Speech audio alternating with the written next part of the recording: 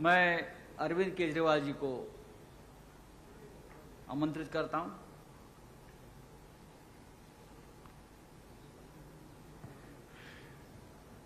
आप सब लोगों को मेरा नमस्कार। सबसे पहले मैं महाविकास आघाड़ी के ठाकरे साहब, पवार साहब और महाराष्ट्र कांग्रेस के नेताओं को बहुत बहुत बधाई और शुक्रिया अदा करना चाहता हूं इतनी शानदार 2 दिन की मीटिंग ऑर्गेनाइज करने के लिए।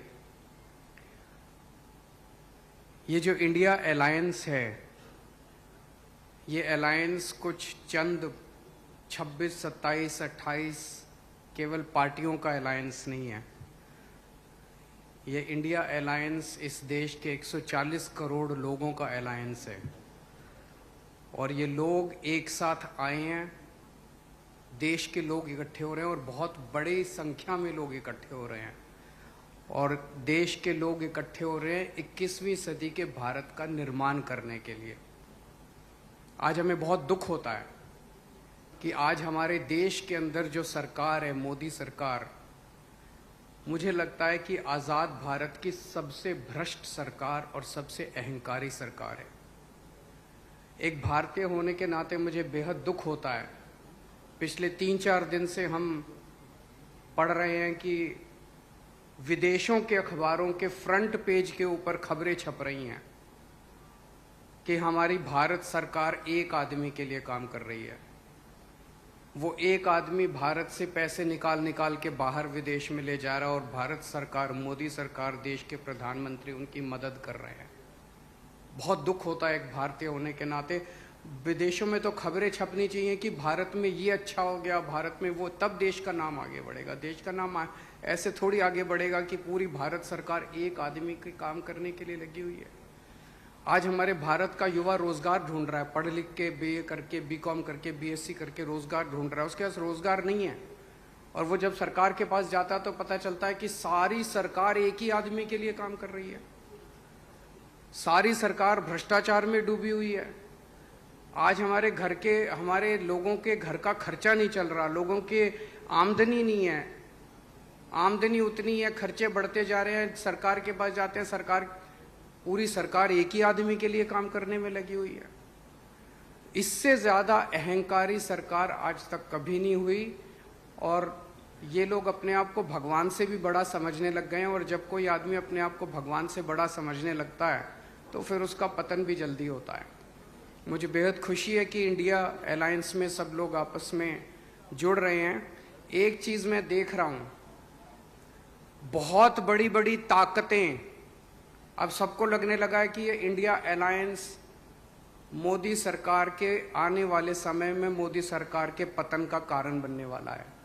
तो बहुत बड़ी बड़ी ताकतें इस इंडिया अलायंस को तोड़ने में लगेंगी, बहुत बड़ी बड़ी ताकतें।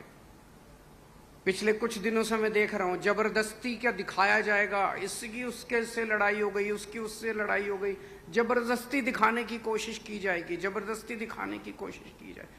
मैं पिछली 3 मीटिंग अटेंड कर चुका। मैं आपको पूरी जिम्मेदारी के साथ कह सकता हूं, जितनी अच्छे से और जितने प्यार और मोहब्बत से सारी मीटिंग्स हुई हैं, किसी के साथ लड़ाई नहीं है।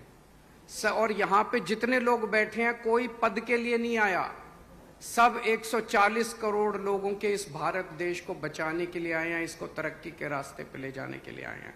कोई यहाँ पे पद के लिए नहीं आया है।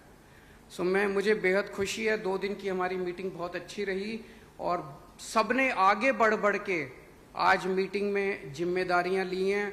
किसी ने सीट शेयरिंग करवाने की जिम्मेदारी ली है, किसी ने मीडिया की जिम्मेदारी ली है, किसी ने सोशल मीडिया की जिम्मेदारी ली है, किसी ने कैंपेन डिज़ाइन करने की जिम्मेदारी ली है।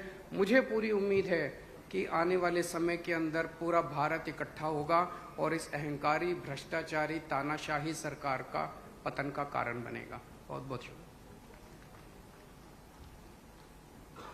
भारत इकट्ठा हो रहा है, हो जाएगा। मैं अब आमंत्रित करता हूं हमारे प्रिय आदरणीय नेता लालू यादव जी।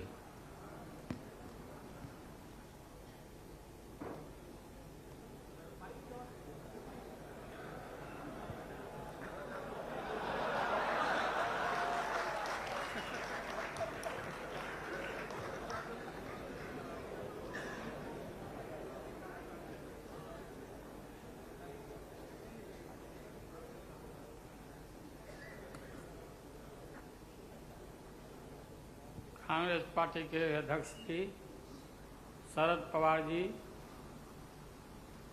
मंच पर बैठे हुए हमारे देश के सभी पार्टी के नेतागण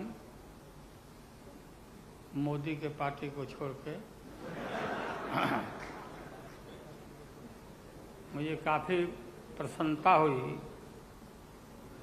कि हम इस देश के विभिन्न पार्टियों के नेता अलग अलग बैठे थे और नरेंद्र मोदी ससर रहे थे आगे। हम एक नहीं थे, एक मंच पर एक एक उम्मीदवार खड़ा नहीं होते थे, उसका खमियाजा देश को भुगतना पड़ा और मोदी काफ़ी इसका लाभ उन्होंने उठाया। हम शुरू से ही